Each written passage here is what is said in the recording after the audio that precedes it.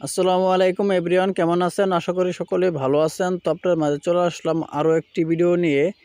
তো আজকের ভিডিওতে আপনাকে দেখাবো এয়ারটেল সিমে মিনিট কিভাবে আপনি চেক করবেন।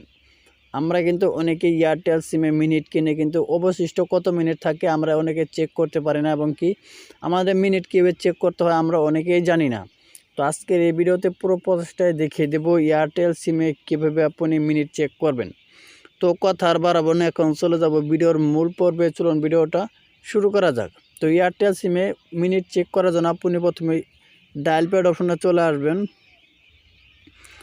ডায়াল প্যাড অপশন আসার পর এখানে আপনি ডায়াল প্যাড অপশনের উপর ক্লিক করে দিবেন। ক্লিক করার পর এখানে আপনি ডায়াল করে দেবেন *121*1*1# এই কোডটি আপনি ডায়াল করে দিবেন আপনার এয়ারটেল সিমে। তো আমি আবারও কোডটি বলতেছি, *121*1#, অর্থাৎ 121 এবং 11। এই কোডটি আপনি চাইলে স্ক্রিনশট দিয়েও রাখতে পারেন এবং কোনো জায়গায় লিখেও রাখতে পারেন। এই কোডটি আপনি ডায়াল করে দিবেন আপনার এয়ারটেল সিমে। তো আমি আমার এয়ারটেল সিমে ডায়াল করে দিলাম।